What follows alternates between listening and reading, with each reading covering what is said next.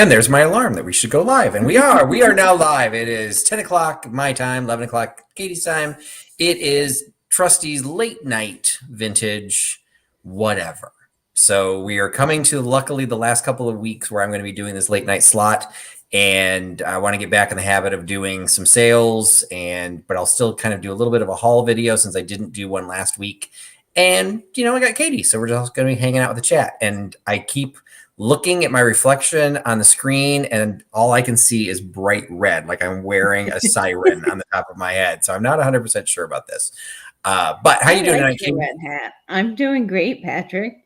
Excellent. Well, thank you so much for joining. I haven't, when we chatted a little before we started, I haven't heard Louie. Is Louie already tucked in for the evening? Yes, Louie is in her favorite spot on the couch, and she's curled up in a red blanket right now.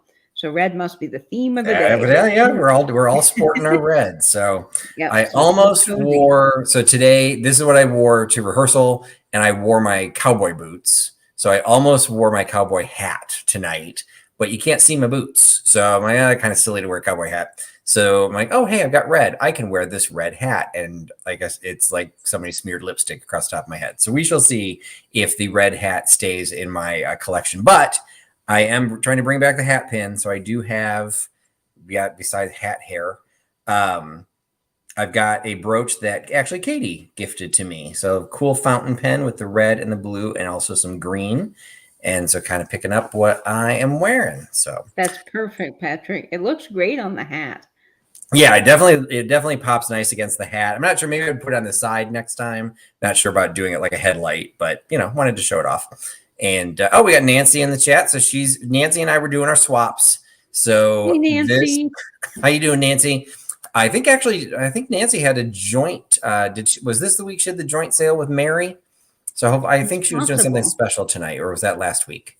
I can't remember. Oh, I can't remember. I see so many promotions for stuff. It's hard to keep track of it all. Exactly. Yeah. So we did. This was completely accidental that we both matched in the red. So. I just happened to have the red hat on today with my lucky red Emmons pen since I went to an estate sale today. So I was hoping that it would bring me luck in getting all of the Holt Howard pixies, and no, it did not. So you're wearing an Emmons brooch today? Emmons brooch, yes, today. This is the one we have, red and black Emmons with the cabochons and the cut rhinestone. So it's a very pretty pen. Nice, excellent.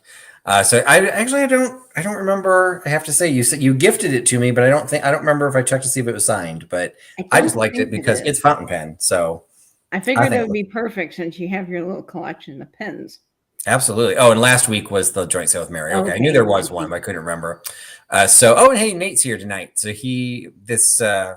this late night interferes with dining time in New Zealand. So it's always a question whether we're able to work with Nate. So tonight we are kind of hanging out. This is my penultimate week of being at the late night sale. What will happen next week is, for those who might be new to my channel, I am in rehearsals for a show. The show actually opens next Thursday, so a week from tonight, which is just horrifying on many levels. But the show will open. I will, even at the late night slot, I will not be available. I will be probably still on stage at this time. So I will be doing, next week, I will be doing a drop sale. I will be doing a pre-recorded sale. Well, I will be I'll do a half an hour video and cram as many things in there as I can. So instead of being a live chat or any sort of premiere, it'll just go out as a video and you can claim in the comment section. But I decided to turn it into a shop hop. So I have, I need to figure out the number. I've got many resellers who have gotten involved.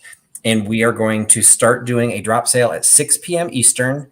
The first person will be Carolina Princess Sweet Treats and Pretties. She will start at 6 p.m. and then there will be another one at 6:30. And I'm desperately trying to find my list. I've got it somewhere. So hold on one second while I try and pull it up. There we go. Huckster drop sale. So the schedule will be published and I'll be doing some promotions over the next week or so. But here are the resellers that will be involved. Carolina Princess Sweet Treats and Pretties, Mimi's Treasure Cottage, Katie from Vintage and Vinyl, Pam from Kiwi's Collectibles, Nancy, This Overstuffed House, will be doing her sale, or her regular sale at her regular time. So hers won't be pre-recorded. But I'm asking everyone who's participating to announce at the end of each video who the next video is. So you can actually try and hop between each other. So Nancy said she will do that. Then it's, let's see, 7:30 is Thrifter, Junker, Vintage Hunter. That'll be Misty's very first drop sale. She's never done one before, and she's doing one for me. So I'm really fantastic. Excited. She's like, how do I do this? I'm like, wait, I have to teach you how to do something? That's normal. Then Catherine Young, then Fatbird Finds, then Pamela Blanchard, then George from the Antique Nomad also has never done a drop sale. So he is also participating for the first time. And then mine at this normal time slot. And then the last one for the evening will be Skunky Junk at 10:30 or 11:30 p.m. Eastern. So we will wrap up at midnight. So that will be the list that we will be promoting. So you can just hop from sale to sale to sale. Maybe you find some new people you don't follow right now. And that'll be next week. And then following that, unless Nancy wants to stay, which she's completely welcome to do because it is not my slot. But then on the 17th, I will go back to my quote unquote, my normal time at 8 p.m. And that will be a traditional large sale. And then we'll see what happens. I might mix things up a bit, might change the way I'm doing some of the sales, might have partner sales, who knows? But that's what's happened in the next couple of weeks. So everyone wants to know what Nate is having for dinner tonight. I have to add that. Are you having duck, Nate? Because I've heard good things about your duck tacos. Oh, and so Catherine is one of the resellers, and she's doing items are tributes to all the other channels. Oh, that's fun. Ooh, fun, Catherine. Yikes, that's also a challenge because I would desperately not be able to do that. I love everyone that I've personally asked everyone to participate. I didn't just do an open invite, not that there's anything wrong with that, but I specifically went and asked people because I like what they do. But I'm not sure I'd be able to come up with something to sell for every person. So I think that would be really tough. But kudos, Catherine. That's going to be a fun thing to watch. Absolutely. So so definitely watch for those. We will be doing some promotions, but that will be happening then next Thursday. On top of everything else that's always happening on Thursdays. There's always lots of competition. Yes, so we will switch back on. So St. Patrick's Day actually the 17th. I always get it confused. I think so. So the Ides of March is the 15th. Yeah, I think St. Patrick's Day is the 17th. Yeah, so okay, and then on the 16th. Just since we mentioned St. Patrick's Day, on the 16th, we will be having Katie and I will be doing another duo dive, and we will be hosting also one of the resellers. We'll be hosting Cindy from Mimi's Treasure Cottage and her collection of St. Patrick's Day collectibles. Oh, that will just be perfect. Yeah, so I'll be on her channel earlier in the day, like the hour or two beforehand. I'm not sure why or what we're doing. I don't have much green on that. But she did have some people bring green things last year, so I don't know if that's what she's doing this year. I haven't figured that part out yet. But so that will be the Wednesday, and then Thursday, I think is St. Patrick's Day. So let's see, Melody has joined us again. So I'm always thrilled when the East Coasters are joining because I know it's getting late for everybody. He's coming in from Chicagoland area, keeping me company here. Midwesterner Catherine, Val joining us. How you doing, Val? And Tim also. I think, actually, I'm not sure which time zone Tim ends up being in. I want to say Tim was in Ontario, and I don't know if that's still the Eastern or does that shift to Central? I don't know. I think it's east. I think it's east of Michigan. Michigan's here's like my lack of geography. So anyway, I need one of those time zone maps. Absolutely. Susan coming in, another Midwesterner. Susan's coming in. Hi, Susan. And we got another hometowner. We got Angela coming in. And of course, with Tiger. And Tiger is the one who's helping me bring back the hat pin. We've got Katie bringing back the brooch, and Angela, Dear Angela's Vintage, bringing back the brooch. Tiger and I have to bring back the hat pin. And he had a beautiful one today. Did you see the purple box that he had? That looked great on his hat.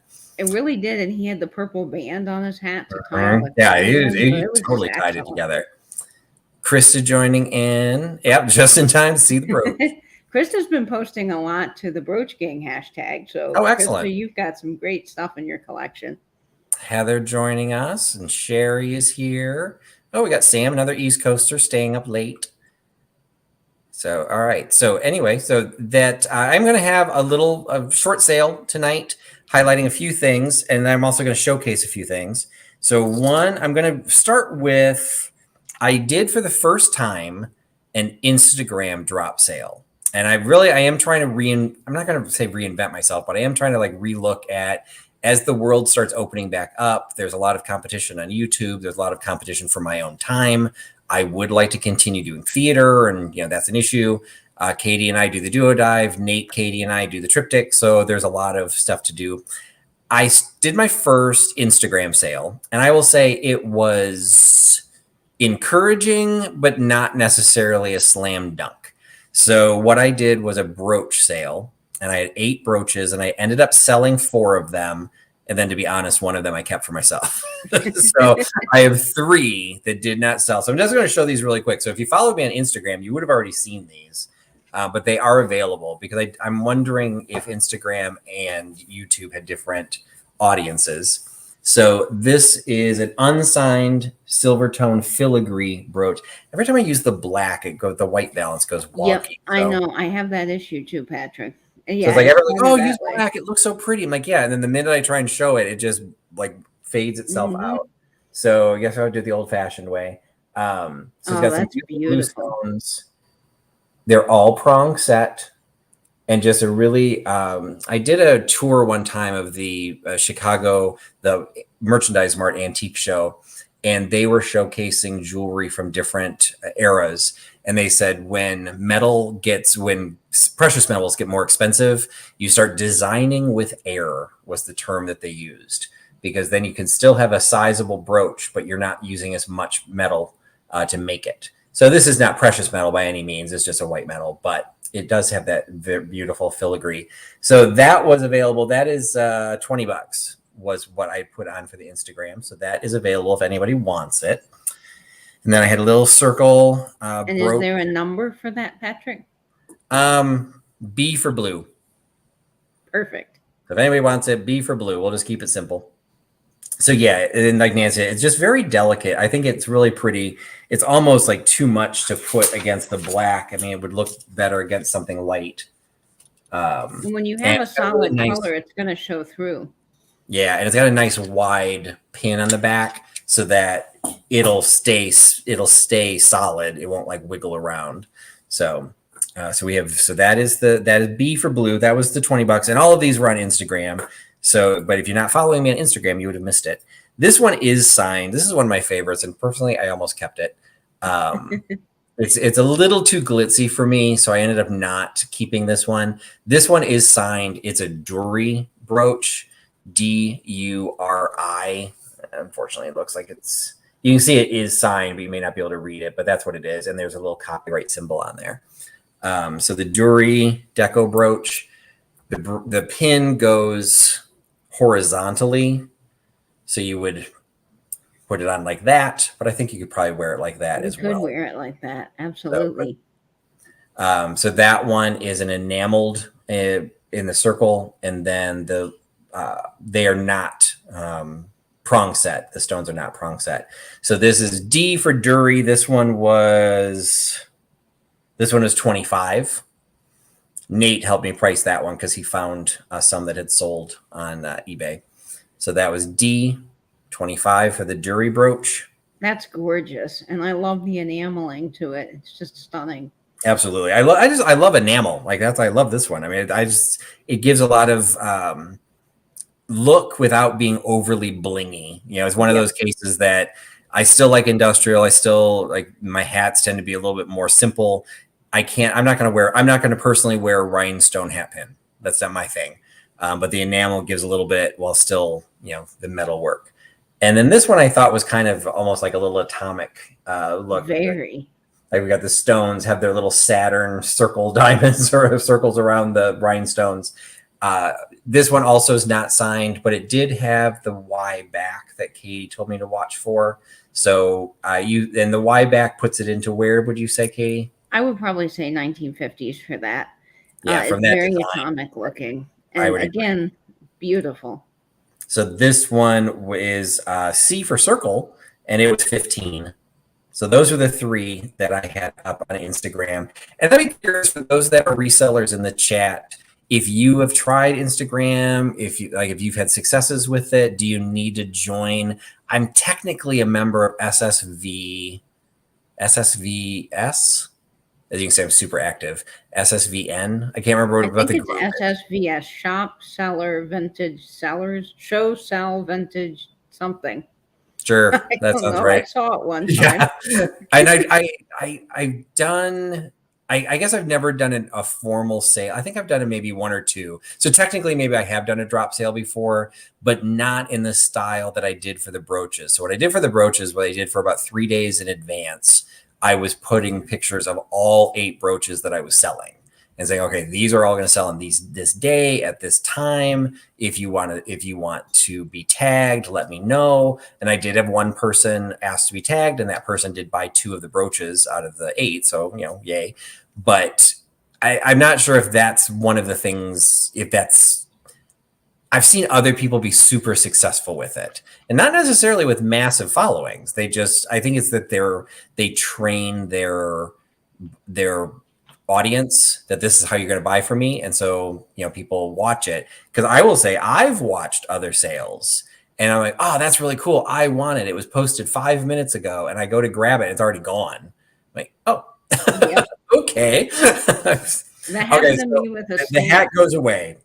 Nate just said I'm Molly Ringwald, so the hat is gone. So that is not happening anymore. So thank you, Nate. You are the deciding factor. I'm not wearing the lipstick red hat anymore. Well, you can find another hat, maybe a maroon hat. Yeah, I think a darker. I mean, it was fine with the red shirt. It's just, it screams so red. I probably should have worn my blue, because the shirt's red, white, and blue. So I probably should have grabbed a blue hat instead. But regardless, okay. So Carrie is saying it helps to also use really largely used hashtags all the way down to the smaller use. Yeah. When I first started Instagram, that was one of the things when I was trying to figure out how to do it. I thought, oh, well, you should use a hashtag jewelry. And I was watching somebody else, and they said, no. If you do that, by the time you finish spelling the word and then you'll look for it, there's going to be 25 other things that have already posted, and no one's going to see it. It's going to fly too far past. So I'm like, oh. And so, yeah, so it's finding that range and finding something that's not so obscure that no one knows to click on it. But it has something. So, and since I haven't really been selling jewelry that much, that's not what I'm known for. People aren't used to it. So it's one of those things, okay, second hole in the ground. Now I'm cute. Not really what I'm going for, but thanks, Nate. I think it's a process of learning. I also wonder, I follow Smokey Joe's Cafe, Smokey Joe's Cabbage. I follow her too. Yeah, and I bought stuff from her, and she is a machine. She puts stuff on her Instagram channel all the time. She's got great prices. Sometimes she does themes, but a lot of times she doesn't. And so that's the other thing I'm wondering. It's like, okay, well, my first time was a brooch sale. That's going to negate, however much percentage. People are like, well, I don't do a brooch, so why would I care? Would I do better with just a generic one? So that's why I was Tiger too old to figure out pound signs. Yeah, because that's what we still pound sign.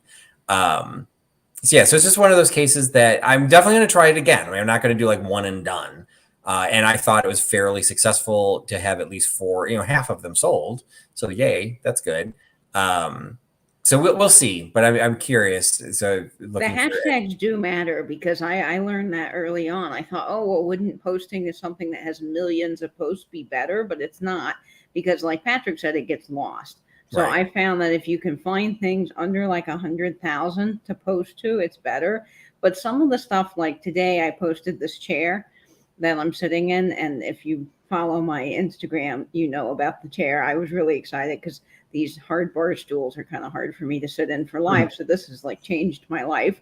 This little rolly chair.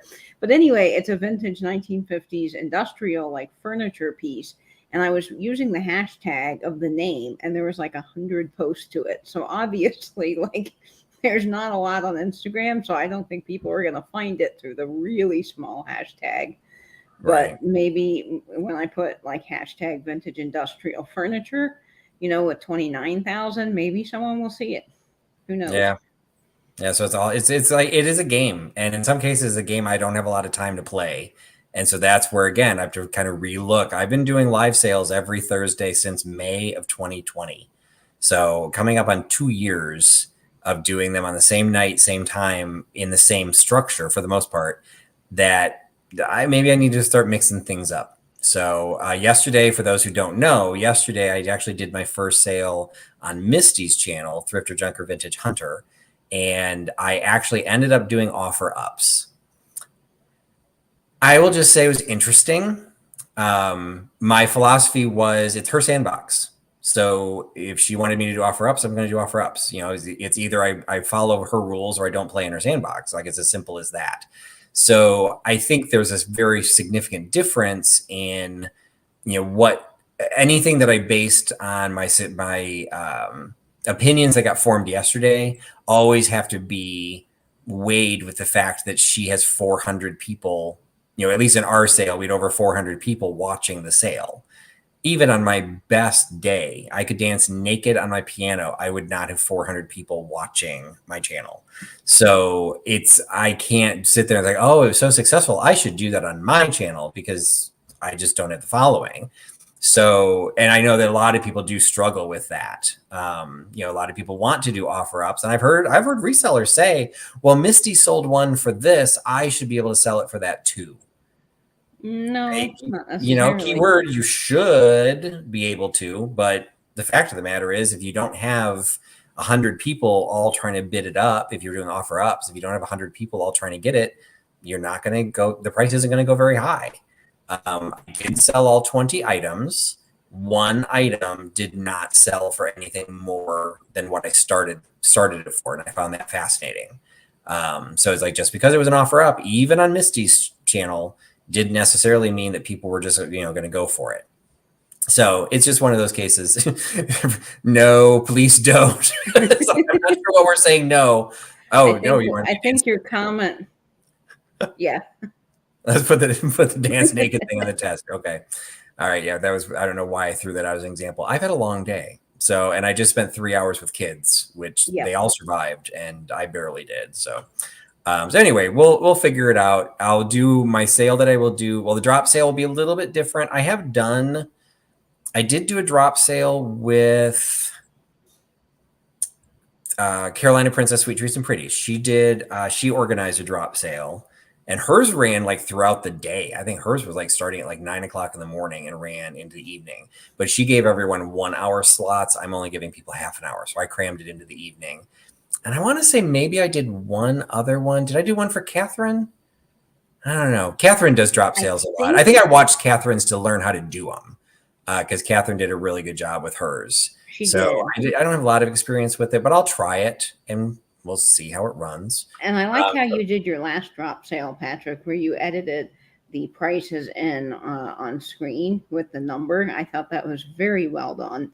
And something it took a lot longer to do the video, but I felt it was one of those cases that, and some people were doing it, like if you were watching the video, then you stop watching the video because then you have to go enter into the comments, you know, so you pause it. So I was giving people time to go type something while they can come back. So we actually have a question, and this was some of the resellers, same thing. So a drop sale, not a drip sale, a drop sale will be a pre-recorded sale. So what will happen is, starting at 6 p.m. on Carolina Princess Sweet Treats and Pretties, she will have her own drop sale video. She'll be selling her own items for half an hour, and it'll work just like a regular sale. It'll just be, it won't be live. So I'll say, you know, this is for sale. I'll talk about it. I will give an item. I'll give you the price. This is $15, and C for circle. You then go into the comments, because there will be no live chat. You'll go into the comments, and then you just type in, I would like the C, I would like the circle brooch, or whatever you want to say. And then YouTube also keeps the comments as well as the chat, keeps them in order. And then I will go in when I get done with my show. At least in my case, I will go in when I'm done with my show and check to see anyone who's purchased anything. And I can go in and, you know, say those are sold. The nice thing that some people like about them is because you get, you have really no issue with lag at that point. Like, you just watch the video. Catherine has a trick. You can watch it at double speed, or you can also fast forward it, because the entire video is already up. So if you see I am selling, you know, this brooch and you don't like it, you can fast forward a couple times. So you'll finish my half-an-hour video in only 20 minutes or something like that. Oh, that's fantastic. So there are ways to do it. And yes, so somebody had a question I didn't see, but Catherine is answering it. You can do exactly what you normally do. You would have your, you'd have your card, say this is $25. You could reveal it. It's number 61.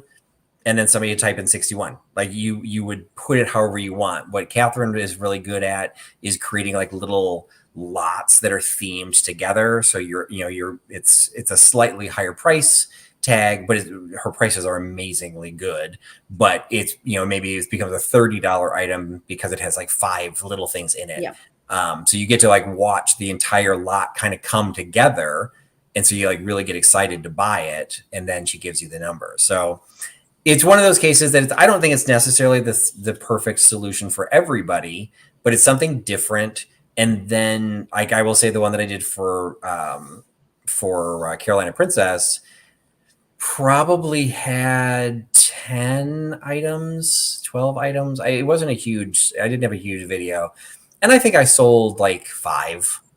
So the same thing, just like the Instagram one, if you find me 3 days later, well, you didn't see that it's been sold, knock yourself out. You can claim it. You don't have to have a fast internet. You just have to want something that, that I have. So it's one of those, it's just one of those cases. And like, so then people are saying, no offer up. Some people like the offer up, some people don't. I will say, as offer ups go, what I liked about the way Misty does it is she does the just in case. Yes, that is nice. I don't think that that's particularly common. I've seen it on some of the Instagram sales. I struggle with I'll be perfectly honest. I struggle with the live Instagram sales. They're can't hard. Watch something that's an inch tall. Mm-hmm. I really, and particularly when there's 4 of them, I can't, like, I feel sorry for the person down in the comments corner. Yeah, it's like there's no way to expand them to see this item. So they do just in case. And what I like about, for those who aren't used to it, so what I like about just in case is that it's a little bit more like eBay. So what was happening, and I did have a couple of items. I think there was a question about, how did I sell compared to what I would have thought? There were definitely a couple of items that sold for way more than I would have thought. Not more than they were worth. And not a single thing that I sell did it go for more than it was worth. It's just, if you're used to my sale, I tend to be on the low end. I'll look to see what it's selling for in eBay, and I try and like go at the lowest, somewhere around the low end. So they were basically going for what they were worth. But there was one that it was a set of antique newspapers that was being chased up by a couple of people. It ended up going for the equivalent of $8 per newspaper. That is well under what they're worth. They're worth between 10 and 15, but I was doing them as a lot. So it got kind of expensive because I had 20 of them. The person that bought them really wanted them, and so knew it was being bid up. So when you do the countdown, you basically have the opportunity saying, okay, I'm counting down. So if you have a lag, you have like that 15 seconds that I'm counting down to do a last minute, like, okay, I do want that. So in his case, what he ended up doing is he did a just in case. He ended up getting them for $161. He put a just in case of $260 because he knew what they were worth. Even at $260, he wasn't paying technically full retail for them. So he knew what he was getting, and he was willing to pay for it. But he was the only person that put in that just in case. So he ended up getting, the last bid was $160. So he had a just in case of $260. He got it for $161. There was one time, I think it was one of the earlier ones, and it did catch me off guard. 2 people did a just in case, so they kind of chased each other up, and I got confused. Luckily, Misty was great, and she was totally holding my hand, and so we figured it out. I'm like, oh, okay, I get it. I understand what happened there. But I would say in every case, virtually every case, they were going for what they were worth, and in some cases, things did not go for what they were worth. There was a Weiss jewelry set that even Katie, she's just like, okay, I would have paid $80 for that. Yep, I would have. It went for half that. So, I made my money, but it wasn't, I would have been better putting it on eBay because I did not get what it was worth. I like the just in case and the fact that it is bid insurance, sort of like eBay. you can say, I'm going to bid up to this amount, and then it kind of helps ensure that maybe you'll get it, which I like with the lag. So I do find that just in case is a good method. And I really enjoyed your sale, Patrick. I thought you had a lot of great variety of items. Well, thank you. And yes, it was for a Weiss brooch with matching earrings. Yeah. And I think it went for 43. So I would have expected much higher because it's a Weiss. Yeah. And both the brooch and both earrings were both all signed. So it was actually completely signed. Yeah. I mean, I got my money. I didn't get much more than my money, but I got my money back, and it's a learning process. And it's one of those cases. I don't know Misty's audience very well. So that's the downside when you go onto somebody else's channel. We kind of share some of the same people. I'm sure a lot of you go to a lot of other sales, but the difference between a daytime sale and an evening sale, I want to say I literally only knew 4 or 5 people that bought from me. Like everybody had to send me their information because these were names I didn't even recognize. Not even that they didn't buy from me. I had never even seen them before because I work during the day. I literally had to take the day off so I could do a live sale with Misty. So I'm like, okay, I better make some money here because I'm taking a vacation day. So it's one of those cases. So what I like about the just in case is kind of what Katie said. When you don't do just in case, and I've seen this, I'll be honest, I don't tend to watch offer ups. If I'm watching a sale and they start an offer up, I usually turn it off. No offense, I just do. But in the cases that I've watched them, if something that I'm interested in, I'm curious. If you don't do a just in case, I have watched multiple times where somebody comes in and snipes at the very end in the countdown and gets it for, whatever. Some people are like, oh, they shouldn't snipe. You should. Okay, snipes are that's the way it is. Like that's going to happen. It happens on eBay. Absolutely. Like it's just the way of life. You have to deal with it. But the only way you can snipe in a live sale is if you have a super fast internet connection. So if you're trying to take advantage of the offer ups because you have a slower internet and you got a better chance of getting something, well, no, you don't, because somebody else can just. And I watched one sale, can't remember, it doesn't matter whose it was, but it was one I watched. The sniping was particularly difficult, heavy, to the point that Katie and I even talked about it afterwards. And there were like 3 people that were all coming in sniping at the same time. Well, I'm sorry, the auction ended up being a competition for those 3 people because they have the fastest internet. And what I didn't like about it really was I felt then prices were going artificially low because they were coming in. They weren't bidding on anything earlier. So they were never raising the price. They were letting a couple other people, compete, maybe raise it a couple bucks. And then they jump in there and grab it at whatever price they had. Well, that kind of hurts the seller, so it's a balancing act, and everyone can do whatever they want. I just have to figure out what I want to reinvent myself as. And evidently I was incorrect. It was 290 was what the just in case was. But again, I'm not impressed with the 290 because there were 20 of them. They were worth at least $15 a piece. I have no regrets that they were sold at what they sold at. I mean, that's fine. I was curious and slightly concerned. It was such a pure antique item. I was concerned that it wouldn't sell on Misty's channel. I tried to have a couple of kitschy things, but you guys know my channel. I don't do kitsch. Like that's not something I typically will have a lot of.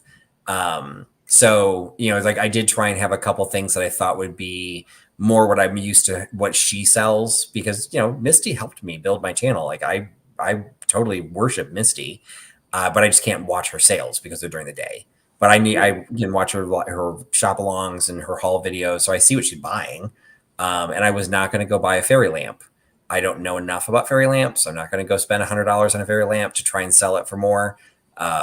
It is what it is. So, but I did sell. I really like the antique stuff. And Patrick, I thought those keep saying magazines. I don't know why. Newspapers were fantastic, as I mentioned earlier, because it's incredible that they survived as long as they did. The fact that someone took the care to preserve them, or maybe they sat somewhere for years and years, but still they were being taken care of. It's amazing to me. Yeah. Well, and one of the things, like, let's be honest, to a certain extent, it was also a chance because these were people that were not familiar. And many people said point blank, "Oh, I've never heard of you." I'm like, thank you. That helps my ego for the day. But the fact of the matter is, I'm not on during the day. You would have to kind of stumble across me, whatever. People didn't know who I was. This was an advertising thing for me. So I tried to bring things that were somewhat indicative of what I would normally bring. Like everything was really high quality. Nothing had damage. It was one of those types of things. But I tried to mix it up. So I had a few brooches. They had, I had a bunch of glass. I probably went a little too glass heavy, but I knew that people liked it. I had a swung glass face. The antique compote, I think, didn't sell for what it was worth. But that was, again, it was an antique piece. It was something that maybe that wasn't everyone's cup of tea. I was perfectly happy with what it sold for, but I felt, if it was like a real auction, it would have gone for more. But like Tiger said it right there. It is what it is, and everyone is going to figure out their own solution. People may not like the way I do my sales. Okay, bye. I'm not going to lose sleep over it, and I'm not going to judge anybody on what they're doing. But I'm going to sit there and figure out, like, okay, what do I like about that? Well, I kind of like that. And the just in case was something that I did like. And the other thing that she did is Misty does put it into the comments that you're not allowed to do the just in case unless you've also already been bidding. And I thought that was that's a nice touch. It's fair. Because then it's like, it's still hard to snipe, because if one of the other bidders is also putting in a just in case, you're really not sniping anything, but it does kind of bring it to a level of, okay, we know, even the bidders know, okay, we've got 5 people all going after this. There were people that said, oh, okay, I'm out. Like, it just kept going up, and they bowed out and said that, like, oh, I'm out. And I know that that's common. I want to say that's another style on the Instagram side. I've seen live sales that they say, we're going to go until everyone says they're either out or continues to bid. And I'm not sure if that's like, that would fix the lag, I guess. But that also means a sale can last a really long time. So it's all, we were there for like 3.5 hours, and I sold 20 items. I could have sold a lot more. We sold 40 items. So, like, in 3.5 hours, we sold 40 items. In that same period of time, without the offer ups, I could have sold additional items. So I think it's a balancing act. So, and it's true. I mean, with the set prices, I think you do sell more, but the offer ups with the lag and the just in case, when you're especially using that just in case, I think that does really help with the lag issue. But it's just figuring out what you like. And like Patrick said, there's tons of sellers here on YouTube and on Instagram, and you can kind of poke around and watch different sales and figure out what you like. That's the wonderful thing, is I watch people and I'm like, ooh, I like how they did that. Okay, I'm gonna do that, but kind of make it my own, or do my own version of it. And I see that they did this and that's working for them, but it doesn't work for me, so I'm gonna do it this way. It's kind of nice. You can just pick and choose what you like, and we all learn from each other, which is fabulous. Right.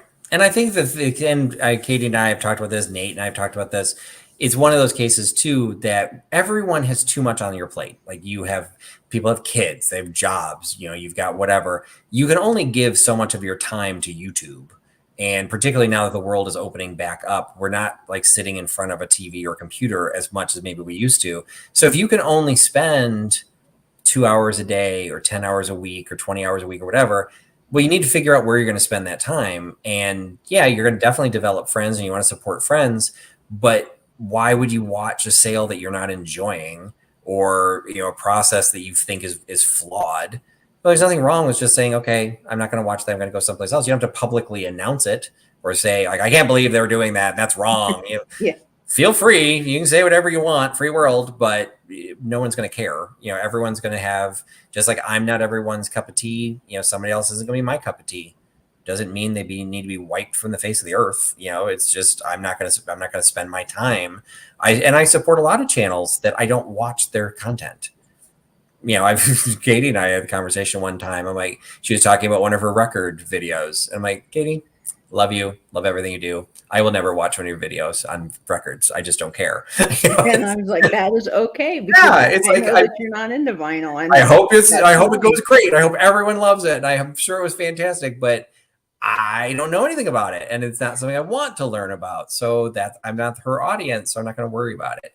And so, I think that's the way the world should just go And around. it's really hard because, a lot of people post a video every day, which is just mind-boggling to me. It's amazing that they can do that. And I mean, if I had more time, I would love to do that too, but it's impossible for me. But I so admire people that do. But when you have channels that are posting videos every day, it does become hard. Like I follow so many accounts, not only in the vintage community, but I have a lot of vinyl content that I watch too. Like right now, Record Store Day, the list just came out, and all of the vinyl channels are doing their list stuff. So I've been watching that. So it's hard for me to make my rounds to everyone, especially when there's a new video every day. I feel already 10 steps behind catching up on content. So, it's not that I don't want to watch the videos. There's not simply enough hours in the day to get Yeah, them it all done. literally, and you should know, and no one should feel guilty if they miss somebody's video or doesn't catch somebody's video.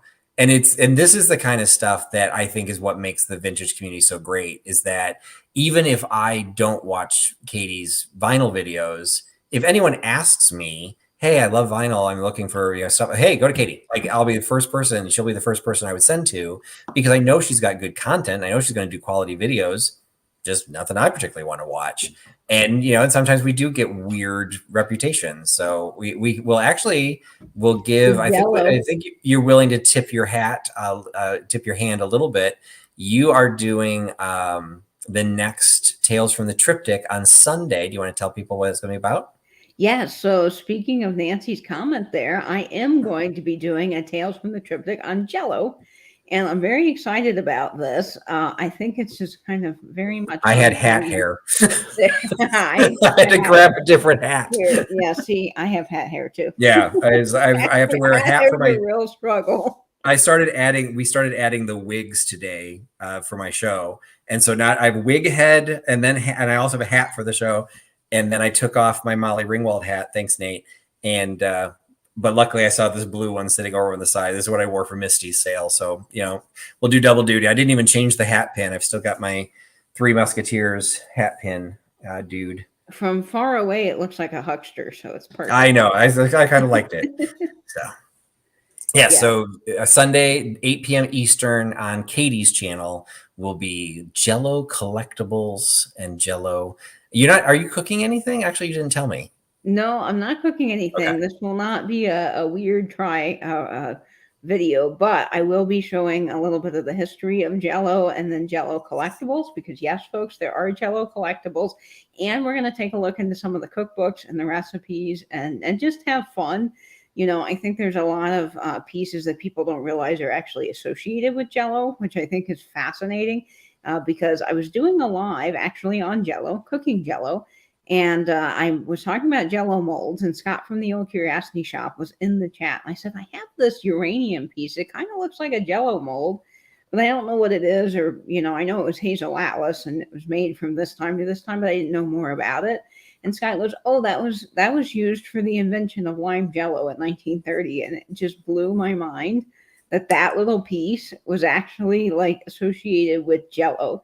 And so I thought there's got to be more collectibles out there and things that are related to Jello that maybe people don't realize are actually for Jello. So we are going to be taking a look at some of those. Fantastic. And Tim, I do not have a fez. The only thing that I have that's not like a quote unquote normal, I have a beret. I have a cowboy hat, which I don't think has seen the light of day yet, and at least on my channel. And I can't remember what it's called, but one of the Scottish caps, which has a really cool grenadier pin on it that's vintage. I wore that for the Halloween show. Yeah. So I did wear that. And I almost wore it today because that also has red in it, but that's more red and black, not red and blue. So Molly Ringwald, for those who came in late, my Molly Ringwald hat has been retired after 10 minutes. So well, thanks. I like the red color, but that's because I'm attracted to red in general. I think that shape I don't necessarily have a problem with. I think I like the Trilby better. Mm-hmm. I think I like this better, but that's more of a pork pie. Yeah, this one, I think, they called it a pork pie. And I don't know, I think my face is too round for this shape. I mean, I don't mind it, but I think I like the trilby with the little turn down with the little Yeah, with turn the down stingy brim. brim. I'm actually using the orange one for my character for the show, and everyone's like, "Oh my god, who would wear an orange hat?" I'm like, "Dude, I wore it last week. Careful." It's like, I like this hat. I like your orange hat with the Yeah. leather band. I think it looks really sharp. But I love colored hats. I think hats don't have to fit into this world of gray, black, or brown. Right. Well, and it's Particularly perfect for my now. character because I'm wearing an orange suit. So Oh, they're like, excellent. "How on earth did you find an orange hat?" I'm like, "I didn't find it. I already had it." Yeah. So Yeah, I mean, hats come in pretty much every color you could ever imagine. Nowadays, you can buy them through different websites, and it's just fun. I like having all the different colors. okay, is the beekeeper one with all the veils on it? Yes, the No, big I like don't think I could do that. I don't think I could have that much in I front of get my too face. hot. I've looked at bowlers. Um, Again, I think my face is too, especially Yeah, since I I've don't gained look good weight. in a My bowler. face is too round for the bowler. Like it turns into like, which one is it, Laurel or Hardy? Like it doesn't. I think it's too round, too much roundness. I think the having a little bit of flatness and some angularity is better. I did just get a top hat, so I don't know where I'll wear it, Mm. but I had to have the top hat, and I thought, well, when theater reopens, maybe I can go to the theater in my black top hat. But that's a style I've never had before, and I quite like it. I think it's fun. So you got to vote for a fantastic topic coming in for the Jello. So. Thanks, Carrie. I mean, it's one of those cases that I really enjoy for all the things that I'm looking to redo for my channel. What I'm really trying to focus on is I am guilty of doing a lot of things in the I should do this camp. And guilt, and not that anyone's ever tried to guilt me into doing anything, but in some cases somebody will do my they did one of my collabs, so then I feel like I need to do one of their collabs, and I'm really going to have to move away from that. I don't have the bandwidth, and I need to do what's important to me. And the live sales are fun, but I don't think I'm going to be doing them weekly anymore. So that's one of the things I've got to figure out. Like, what am I going to do? So what I discovered completely by accident, once I come back to my quote unquote, my regular slot, that happens to be the third Thursday of the month. So I'm thinking that might become my standard sale night, like third Thursday. That's Trusty's, night, and that'll be a solo sale. I think I like doing joint sales. I'd love to do joint sales with other people. No one ever asks me, and I I think it's love joint because sales. I don't do offer ups. People are afraid to ask me, but I'm like, same thing. Either don't make me do an offer up, or if you want to do an offer up on your channel, it's your sandbox. And if I want to be a play in your sandbox, I got to play by your rules. Just like when people come to my sandbox, you don't do offer ups because I don't offer them in my sandbox. And if you want to do an offer up, then you don't come to my sandbox. Like, it's very simple. So, I might do some joint sales. I might do things like this, like the chat. I'm going to try and sell more. I haven't sold anything. Yeah, I was I was just going to gonna sell say I was going to it's sell some of the other. 11:48. Maybe we should sell a few items. Yeah. So I did try and sell those 3 brooches, but those were already shown on Instagram. So I do have another brooch. Maybe this is not a brooch crowd. This is a very simple leaf brooch, and it is Ooh, marked lovely. Jerry's, which I was not familiar with, but you recognize that one, didn't you, Katie? Jerry's made some really nice costume jewelry. It was founded in 1950 by Geraldine Giles. They made a lot of fun Christmas brooches, and I have a few Jerry's Christmas brooches. They also did a sports series, I believe, in the 90s, like tennis rackets and stuff. And they were known for selling in catalogs. So they did a lot in like costume jewelry catalogs. And Jerry's is a nice name. It's a very nice quality brooch, and I think that's just absolutely lovely. So I don't think that's a poinsettia. So I don't think this is a Christmas one. I mean, it's No, I think it's just like a pretty leaf. yeah, it's like a set of leaves, and so the way the bar of the brooch, it would sit like this. So it kind of sit at an angle. And it does have, although I don't know if this is just accidental, I'm not sure, like, how do you know if something's also designed to be a necklace? Because this does have a loop that Yeah. the leaf does wrap around and is attached at the back. So you could put a chain through there, but I don't know if it was designed that way or because if you did the chain, it would go a lot more vertical. So I don't know what's the norm for those, if that's just a coincidence. Usually they have a very small loop on the back side Okay. of the pin, right above the pin back. It's more of a defined loop, so you know that the chain goes through there. But absolutely, guys, I think that you can totally put a necklace through if you wanted to. Blackberry thistle tea, I have to agree with you that I also kind of consider the same, like counting the number of Yeah, leaves. Like, it does a little bit. yeah. And then the reason I I thought don't stick maybe it was a fast. necklace was because if you look, it's not a leaf that is forming it. It's these little, like there's these little 3 rods that come up and form the loop. So it's not like it's the stem. So it's like it's there for decoration. So anyway, that is a Jerry's gold tone leaf brooch. It is available for $8. And if you are interested in that, it is number 34. And so everything I'm doing tonight is just first to claim. So if you're interested in the Jerry's brooch for $8, it is number 34. That's nice because it's solid metal, so it really will go with anything that you have, which I really like. It's a good travel brooch too if you're going places and you don't want to bring a lot of jewelry. Tim, actually, that's a great question. There are a lot of good U.S. jewelry manufacturers. In fact, a lot of the people that came over, like Gustavo Trufari and Albert Weiss, they all came from overseas, and they studied, goldsmithing or other type manufacturers of jewelry methods. And they came over and they brought all that knowledge with them. So yes, there's a lot of really good quality U.S. brooches, but as Patrick will show here in a minute, there are some beautiful Austrian, German, and Spanish brooches as well. Some of those Damascene brooches from Spain are gorgeous, and any of the Austrian crystal stuff I particularly like. So there's a lot of good brooches all over the world. Yeah, so this is one of them. So this is another brooch. I will show. This may not be the brooch crowd, but I've got Tiger here.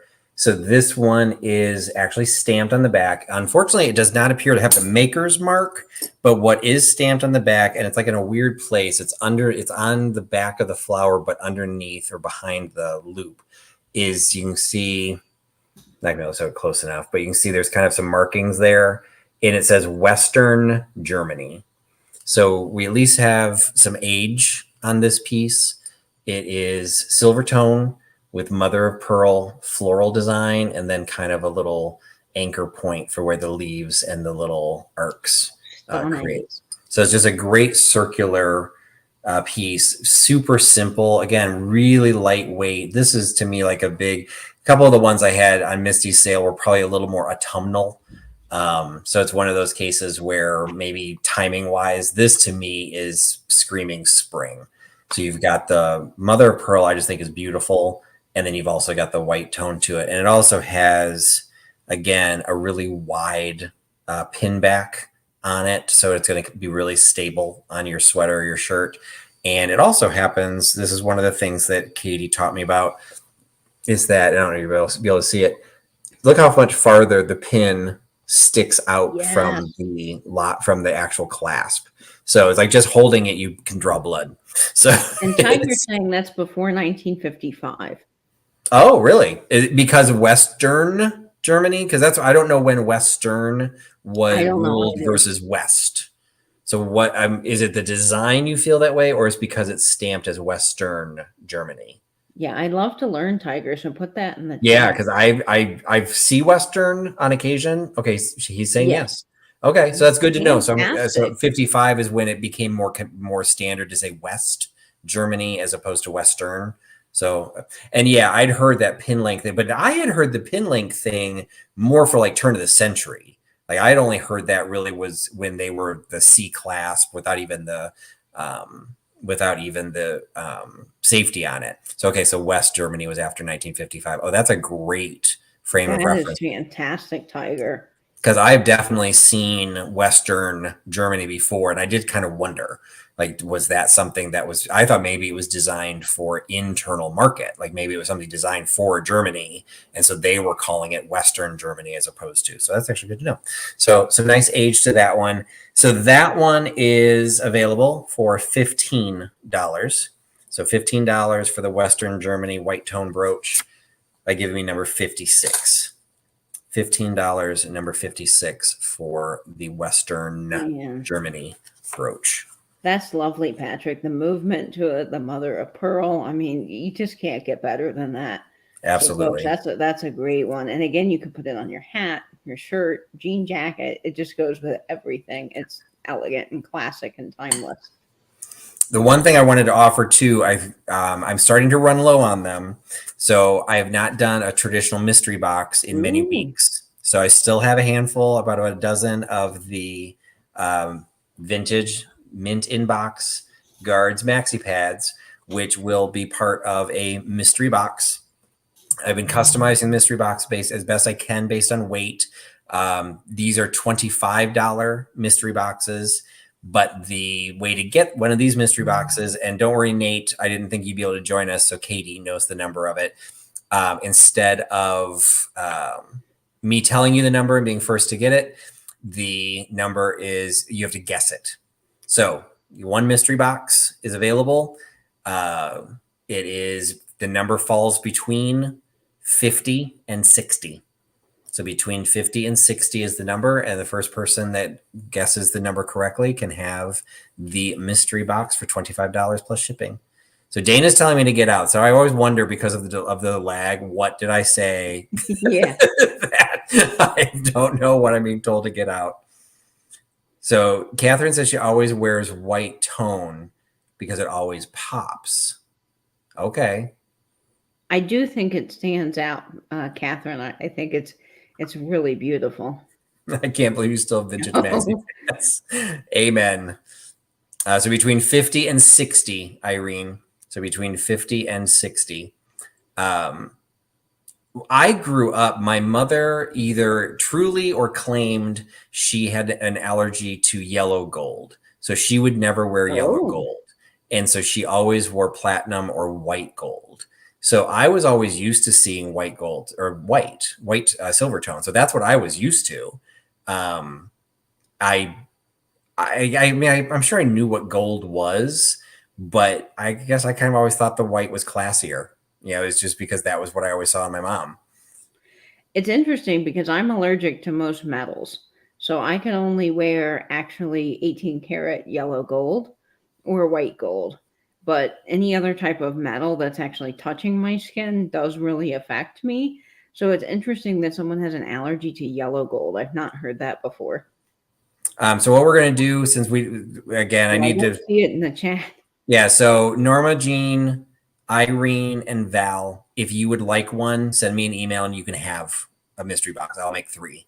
So since only 3 of you were going after it, but send me an email if you want it. You can have it for $25. The number was 59.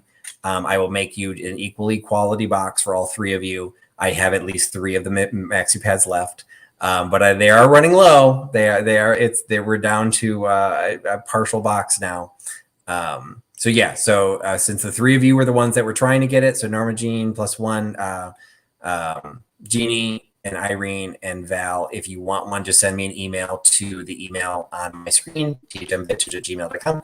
Remind me that that's what you want, and I will get that. And so, yeah, she just wanted the fancy stuff. The thing that was weird is I never knew what white gold was. Like I thought it was some sort of an alloy or something. And then as she got older, she was getting yellow gold. She was getting it rhodium plated. And I'm like, well, doesn't that make it cheaper?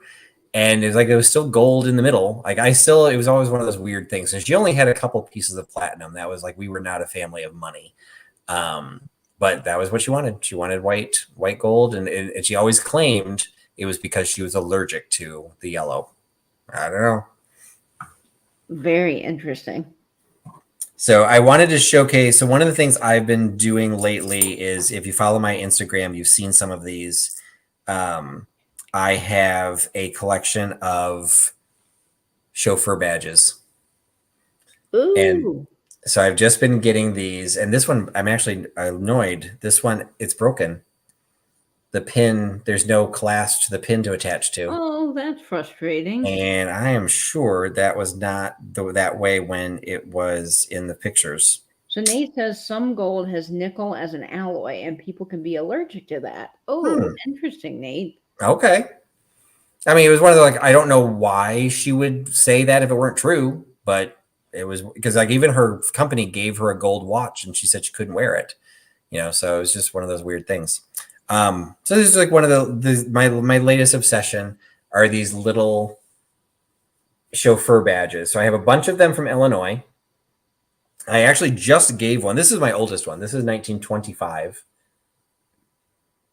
So they always, so what I've started focusing on, I'll get the ones from Illinois. I'll get them for every year. I just gave my director, he has a 1931 Model A, and he saw I changed, that's what I put in my Instagram a lot is the chauffeur badges.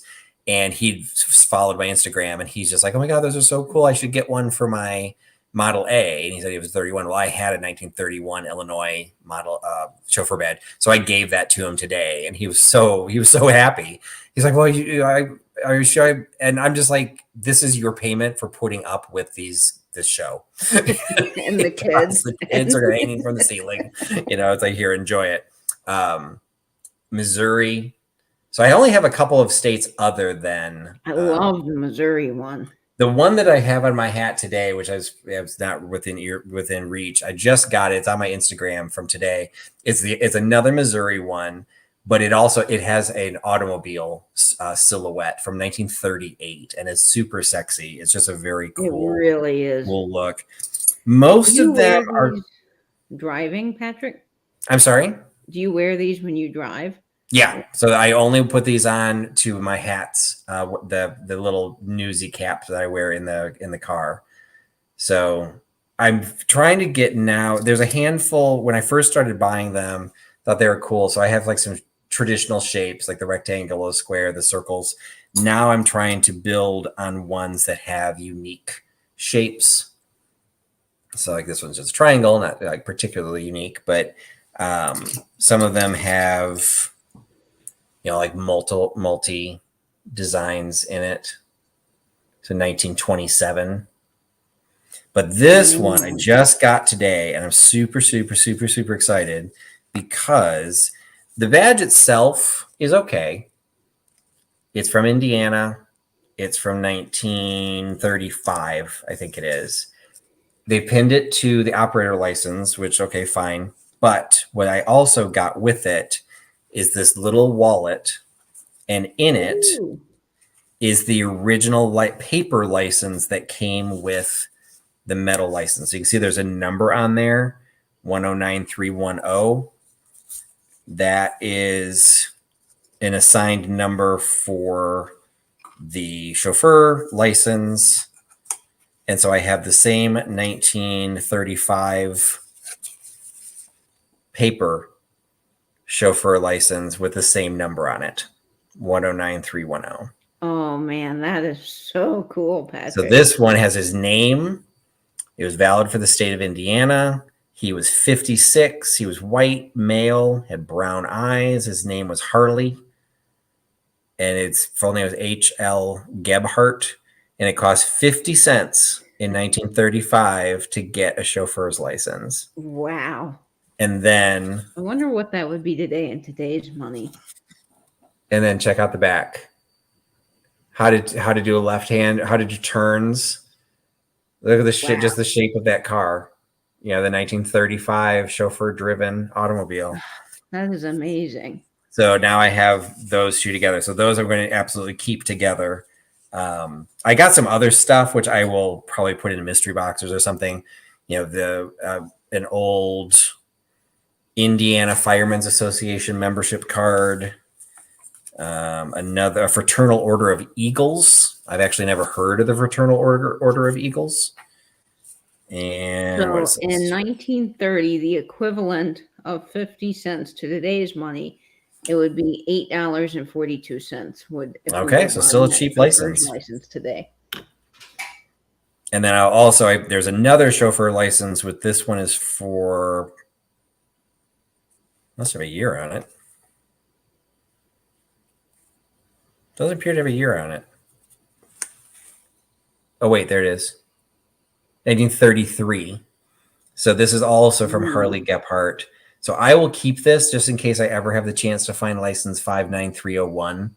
I don't know how common the paper ones are, but I didn't even realize this. They did not include this in the listing. I now know what Harley looks like. Oh, it actually has his photograph. Incredible. So it's from 1933. And so this one, it's a little different because it's a folder. Oh, wait. There's a chauffeur's pledge. Ooh, okay. We got to figure out what that is. So there's 10 steps. Chauffeur's pledge. I will think ahead. I will always be careful. I will assume responsibility. I will give pedestrians the right of way. I will always slow down. I will obey traffic regulations. I will always have my car under control. I will give the other fellow a chance. Okay. I will specially watch out for children and old people. Just run over the middle-aged people, I guess. And I will observe the golden rule. Which one's the golden rule? Is that the one? Be nice to treat people the way you want to be treated? As you would have them do unto you.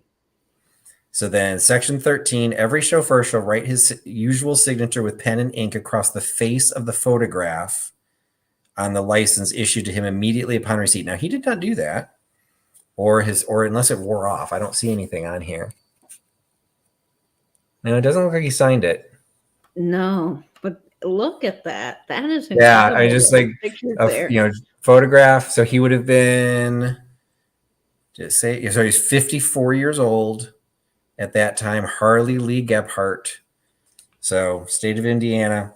So yes, Can you type in the number of the chauffeur badge and try to search for them that way? Oh, maybe. I never really fully understood what the numbers. I mean, I guess I knew their registration numbers, but like what I find interesting is his number changed between 1933 and 1935. So I guess he got a different number every year as opposed to like a license plate that would stay the same every year. I'm sorry. Blackberry Thistletea is asking about punch boards. Hello. I have a closet full of them. Patrick collects those. I have a whole collection of them. We did did we do it as a duo dive? Yeah, we did it as a duo dive. It would have been on Katie's channel. So check out Vintage and Vinyl for the old duo dive, probably 4, 5, 6 months ago. And I showed my whole collection. We talked a little bit about the history of those. Absolutely love the graphics on old punch boards. So this is like my newest obsession, and it fits great with the bring back the hat pin. You know, like I've also started doing bring back the chauffeur. I'd take a chauffeur. So I believe I gave away one, but then I picked one up today. So I think I'm at 16, and this is a collection that I just started less than a month ago. Wow. So I did not waste any time. Well, they're small, so they're not taking up large amounts. Yeah, they don't take. I mean, they all fit in this right now. Like this is what I'm holding them in. I need to find some way to display them because what's happening right now is I want to change it every day, and so like the ones that are on top are the ones that I keep pulling. And I wore one yesterday. Well, it was one I just worn like last week. So when I went to take a picture of it, I'm like, oh, I already took a picture of that one. So I need to make sure I'm rotating out the old ones. But like a couple of them, you can get a board by your door. Yeah, that's what I need to do. Them all so you can see them. Yeah, 1940. For those of you who are geographically challenged, that is what the state of Illinois looks like. So they even did it as a state of the shape of the state. A lot of them are just simple. Like the Ohio ones are probably the cheapest. They like a couple of states like Ohio and Indiana seem to have more chauffeurs. I don't know. For whatever reason, I come across these more often than any place else. Does the shape affect value? Like the round ones maybe are less than what seems to be affecting value the most right now is the state. So like Oregon, California, Texas, those are going for 30, 40, 50 bucks. Ohio, they're typically going for under 10. Illinois, I will say you're probably more right. The shape is probably indicating a little bit more like this one was more expensive, even though it wasn't the oldest, but it was because it was the state of Illinois, where the oval one was probably one of the cheaper ones. So even though it was older, I said 51, so it's not the oldest, but it's just an oval. So it's not as, I did find, so Dana asked about cabbies. So I did find one pin. It was not New York City. It was actually Salina, Kansas, and it said it was a taxi cab. So I decided I'm going to stay with Chauffeur. Just like I have huckster licenses and I won't do peddler licenses. I will only buy my huckster licenses if it literally has the word huckster on it. This one I decided I'm only going to pick them up if it has the word Chauffeur. And I've also decided I'm only buying pre-World War II. And for going forward, I only want the ones that have interesting shapes. Because once they're on a hat, it's very difficult for somebody to get really close enough to be able to see what it says. So you want it to be interesting. Like I do love this one because from a distance, at least people in Illinois know that it's a state of Illinois. They won't know it's a Chauffeur badge, so they'll just think I'm super patriotic for the state of Illinois.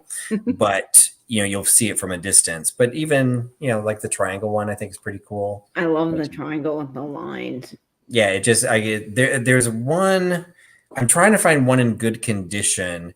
I think it's 41. So it's not really deco. So it must be more like modern.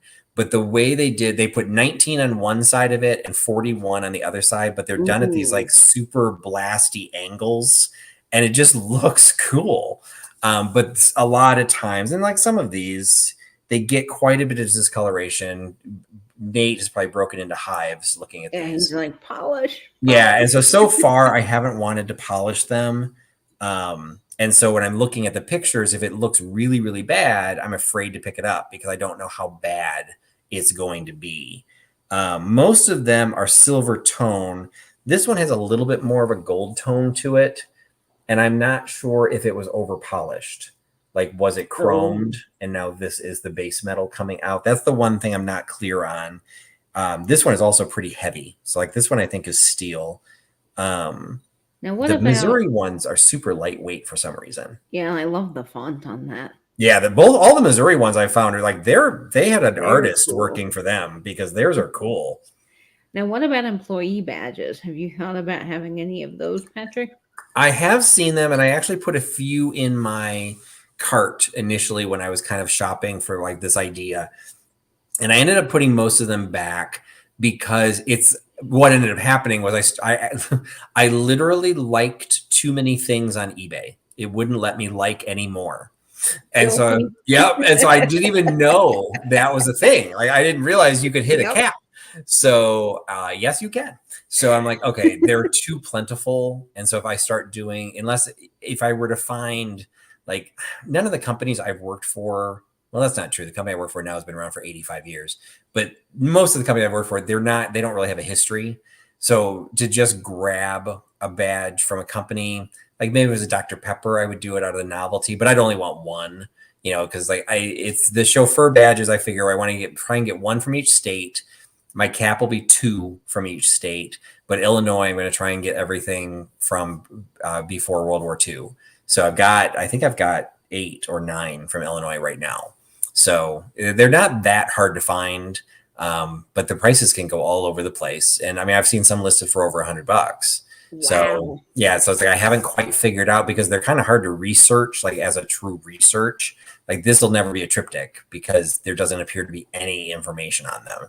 They were just a business license. It cost 50 cents, and you had the badge. I'm not even sure where you wore it because the New York ones, I don't have any because the New York ones, you probably have seen them. I've seen it more in military pins where it has a stem that comes off the back and then a screw. Oh yeah, I've seen those. So it doesn't have a pin, like you couldn't pierce it through anything. So I think what it's designed to do is go through the military caps that had the grommets in them. Mm-hmm. So you would put it through one of the grommets and then screw it on the back, and so it would lock in there. So New York must have had a specific type of cap because New York, all of the New York Chauffeur badges are the screw type. I have no way of Interesting. wearing those. So I'm not, unless I can find a New York pin one. Some of the hats I found, this one doesn't. Some of the hats I found have like A air, little mesh like some grommet. holes, like air holes. But then it's like the pin would be like way up here. Like it would look Yeah. weird. So I that one, mean, I'm not sure how I'm going to deal with that. you could get a Um, junker hat you could and then over poke like anyway. Yes, a hole give it a through try it. sometime. Just go shopping someday, and you just sit there, and it literally, I think it just says, I can't Item, remember what it cannot said. add item to watch list. Yes, Please you cannot remove add item. items. That was the thing. Like it didn't say you were like you've overloved. It's just you just can't add anymore. Well, I had So to go through because I have things I had researched for sales. And I had like been following an item to either see how it sold or maybe I was interested in its description. And so I had stuff I was going through and I'm like, I'm not even interested in buying this. I just had this at one time, sold it, and now I don't need it in my watch list. So I really had to go through, but I'm still at the point where I'll add a few and then it will say like, oh, too many. And then I'm like, oh, I got to go back in and clear out more because, yeah, I'm following too many things. that's exactly it. So and that's the problem is I have so many different collections that Yeah. and what I'll do is I will go gung ho on one collection and leave all the other collections to die. And so until like something's so that's what I end up having to do. Like, okay, I have not added to my menu collection in a while. So sorry, Sam. I went and unfollowed a whole bunch of those. And there's some of it is like in some cases I would like something that that I did truly like. But for those of you who are not regular buyers on eBay, it's definitely something you should be doing if you're, if you're looking to buy something, is like it first and then give yourself a day or two before you go to buy it. Because you Because might get there's a very good chance you're going to get an offer. And in some cases, the offers are ludicrously cheap. Like I had one that it wasn't the chauffeur badge. I can't remember what it was, but I literally, oh, it was one of the Tobacco things. I liked it. Within 5 minutes, I had an offer for 70% off. wow. Like, dude, why do you have this thing listed for so much? The problem was it was $150. So even at 70% off, it was still $45. Like it still was a sizable purchase. And so I didn't buy it, but it actually annoyed me because I'm like, okay, that's ridiculous because somebody is going to pay you $150 maybe. And I don't like that business practice. Like that's like, so what I'll do is I typically won't accept offers on stuff that I list on eBay initially unless I've had it listed for a while. And then it's kind of like, okay, maybe I had it listed for too much or whatever. And in some cases, like, okay, I haven't sold anything on eBay in a while and somebody gave me an offer. I do, and this is something too, if you're not a seller on eBay, you may not know. If you set yourself up to do offers, you can also set yourself up that and this is what I do, I will not accept a lowball offer. I Mm-hmm. set a limit. So if I list something for $50, I will probably say I will not accept an offer less than 35. So it's like a 15, like that'd be like a 25% discount or 30% discount. Like if I have to start offering more than that, I've got it priced too high. So what happens is if you do that, if somebody offers me 20, they get a notification immediately saying your offer has been rejected. And so then they try and offer me 25, your offer's been rejected. 30, your offer's been rejected. Like they will get, and that's why if you do offers, you sometimes only get 5 offers a day because they don't want you pestering, the buyers now or sellers. Now, some sellers say, oh no, that's bad business practice. You want to be able to engage any buyer. Well, I will say one time I listed and I forgot to put that minimum on there. And I got some of the most insulting offers ever. And it's kind of like I don't have no interest in engaging somebody who's trying to pay like 10 cents to the dollar, for something that clearly is valued at what I have it listed for. Like, if anything I'm going to list it for, it's going to be because there's comps. So, okay, maybe I'll give you 20% off, just because I want to move it, but I'm not giving it 80% off.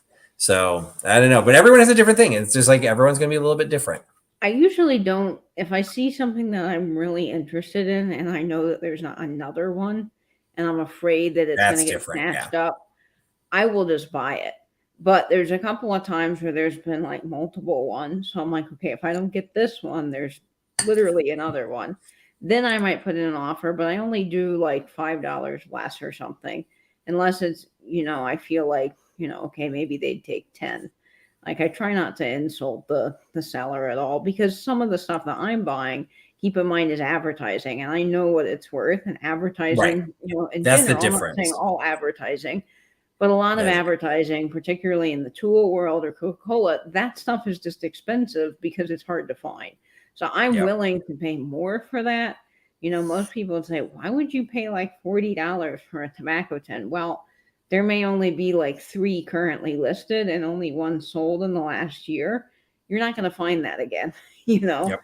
or at least for a while at a decent price. So that's kind of how I shop with the advertising.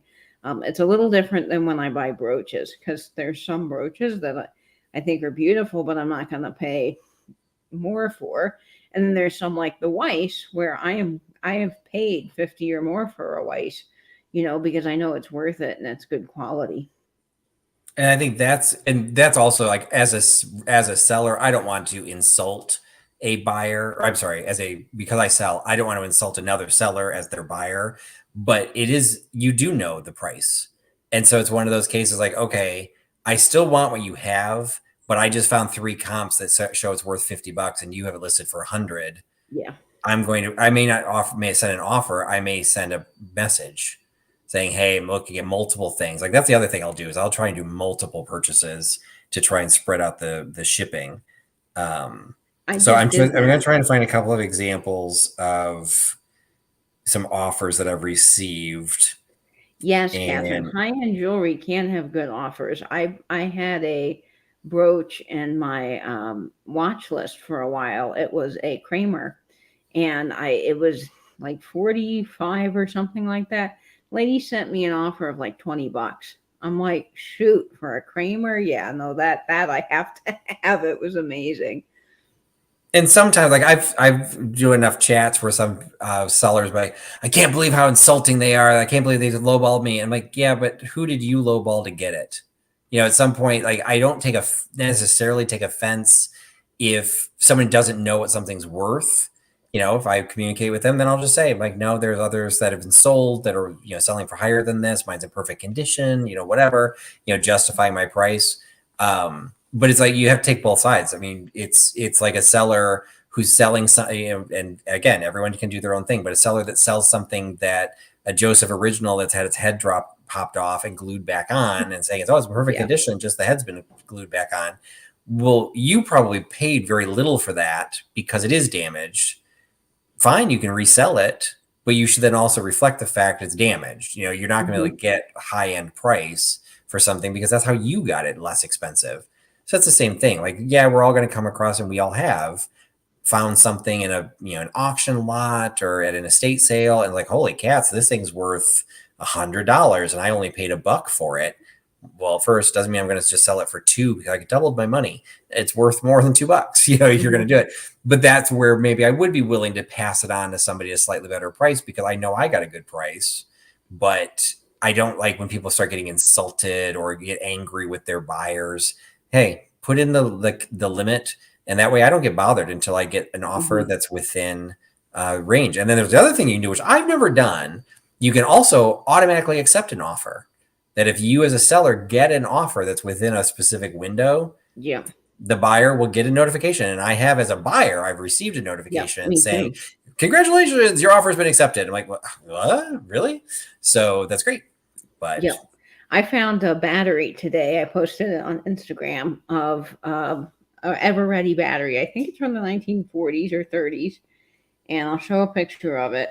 And this is one of those cases, I was so excited to find this. It was in the garage behind a bunch of stuff, so most people didn't know it was there, but that's where, digging comes in handy. And I saw it and I was like, ooh, I have to have this battery, but it had no price because, of course, it was in the back. So I took it up to the lady and I said, how much is it? And she goes, oh, I think that's going to be really expensive. And I thought, oh, gosh, because I've seen these before listed for like 50 or more, and I've seen them sell for higher prices. And the lady goes, yeah, I'm sorry. It's going to be $3. I'm like, okay, $3. I'll take it. like Yep. expensive. Like They, I don't oh, know I what guess they're I could thinking. do that. Yeah. Like that's a lot for a battery, or I don't know what her version of expensive was, Too but funny. $3 is great. And of course, that's staying with me. I just fell in love with that. So I've like the last 3 offers that I had for the chauffeur badges were 25% off, 9% off, and 17% off. So those are, I usually delete them, so I don't have a lot of them still in my email. So Yeah, those were recent ones. I So gotta. Let's see. I don't know if I've gotten any offers 30%, today. 29%, 10%, 20, 10, 31%. I mean, in my deleted emails now, 10, 9, 20, 7. Wait. Yeah, 7. I will say I do kind of laugh when I get an offer. Like I've had offers where it's like 5% off. Yeah, that's not really Yeah, moving the dial all that much. I got It's a like, 4% offer today. ugh. I wondered if there was Um, a minimum. I don't think I've ever had less than 5. And so I was wondering if there was a cutoff, like of like they wouldn't allow an offer to be sent for only 4. But okay, now I know we can. but I Oh, hey, did get. Mel, how you doing? Hi, Things are Mel. good in the early hours of Finland. I did get a 29% discount on this amazing celluloid tape measure. Oh, But Atlas, nice. even with the discount, it is still $60. And I'm Yep. sorry, I think it's worth that, but I'm not paying that for a tape measure. Well, and that's how I was able to unlike a bunch of them when I hit my cap, was because in some cases I'm purposely putting those hearts in there to then try and get an offer. And in some cases I either never got an offer or I got an offer, but like particularly for the chauffeur pins, it was 25 or it was 30 or it was $35. I'm like, okay, I'm going to put a heart on there and see, maybe I can get that 50% off or the 70% off. So when it's $27 and you gave me a 5% discount, great, still 25. I'm not paying 25 bucks for one of the pins. Now, someday I might, like that's where I think both Katie and I are with our tobacco tags. Like we've Yep. done some lots and now we're starting to get duplicates, and it's kind of like, okay, maybe we need to start doing quality over quantity. But for now, the chauffeur badges are still relatively plentiful, that I might as well get the broader appeal at the lower price points until there's something that I just really have to have. And so far, Mm-hmm. that hasn't happened. Well, and that's Trying to what I think. do in my advertising is if it's something, a particular 10 that I'm looking for, I search multiple places that sell. Oh, Oh wow. man, that's a steal, Krista. Wow. I saw Miriam Haskell at Miriam Jewelry here in Jacksonville. They have a wonderful collection of antique and vintage jewelry, some not costume, some costume. And it's just amazing. But I think it was going for $200. Their stuff is Yeesh. fairly pricey. It was the same place that if you follow me on Instagram, I posted that beautiful national cash register. It was just a wonderful little trip inside, but their stuff is very expensive. Yeah, And I'm not. sometimes, like if it's one of those cases that my daughter or my whole family, my daughter and I and my ex-wife, we would always call. We have a verb for my mother. It's called franning. My mother would be the type of person that if she found something on sale, it didn't matter what it was on sale, so we need to buy 3 of them, and it was everything about the price. So there's a lot of it where I do kind of have a built-in resistance to paying full price.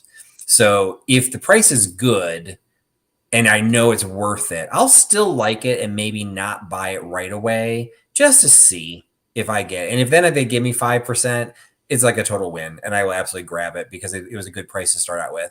But if it goes 24 hours and I still haven't gotten an offer, I'll go ahead and buy it at the full price because, and again, with like what Katie said, to a certain extent, if it's also something, okay, I have never seen one of these. I had to turn the alerts off because they were becoming too much noise, but I do go into eBay and sort by, I've saved searches and I sort by newly listed. So if something is newly listed, suddenly it becomes available and it's something, hey, I've never seen this, or it's a really good price, I'll just grab it. And because I'm afraid somebody else is going to. Yeah. Oh, and there's Dolores. Hey, Missed the Dolores. brooches, but we will be doing, we'll be talking to Dolores soon. And actually we'll talk a little bit about, we're already at an hour and a half. How did that happen?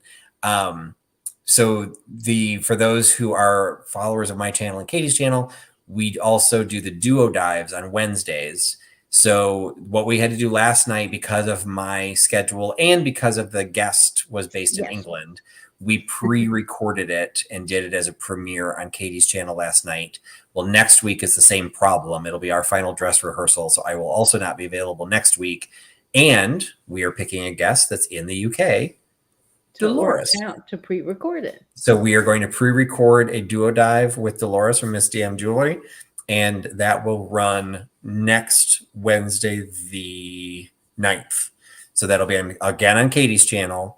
So she can run the premiere, because I will try and pop in if I can, but it's not likely. So she will be running it, but we will record it ahead of time, and then that will run. So you can still have a live chat. Ms. Dolores will probably be asleep. So it'll just be Katie running the question and answers, but we'll have a great interview, and really looking forward to doing a jewelry and duo dive with Dolores. That'll be next Wednesday. That will be fabulous. And I've really enjoyed having some of the UK guests. It's fun to hear different voices and to get people from across the pond. If you missed last night, Ben was on, and a lot of you guys came in the chat, which was really fantastic. Yeah. And it's one of those things that, again, we all have to look at what's the best way of doing our channels, what's the best way of doing these programs. I really enjoy doing the duo dives. I really enjoy doing the triptychs. But there's also now that's taking time. And suddenly I just told Katie, 2 months ago, hey, these 2 weeks, I am not going to be available. So what do we want to do? And it's like, do we take 2 weeks off? Do we deserve a vacation, or do we turn it into something else? And so we decided to do the pre-recorded, and the one with Ben went really well. I'm sure the one with Dolores will go, swimmingly. Does that turn into an opportunity for somebody else? Because there are a lot of people that do not want to do live interviews with us. Not necessarily with us. They don't want to do live interviews. They're very nervous about being, particularly the IG families. They don't do YouTube. That's why they do Instagram. So, but if we can pre-record it, maybe they'd feel more comfortable, because we could edit something out if they're not happy with it or whatever. So, we learn as we go. But and the pre-recorded thing through StreamYard, folks, for that have a channel, is a wonderful option, because you can actually run a stream, but it's not live, and you can have the recording and save it to your computer and edit it, and it's really fantastic. So I like that StreamYard offers that, because it's allowed me to do a lot of different things that I couldn't do before. So StreamYard's great. Yeah, the stuff that Ben was showing, and I was able to join the chat like very early on. We were on a break at the same time, so I did chat, and I've even said, like, okay, remember what he just said. He did not have any of these tools 2 years ago before COVID started, and he has amassed this amazing collection of tools I've never even heard of. Like, I think you were familiar with the Baco brand.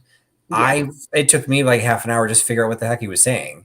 Like, it's what? It's like BAHCO. I'd never heard that word before. And what was it, Swiss or Swedish? It's Swedish. It's a Swedish brand of wrenches.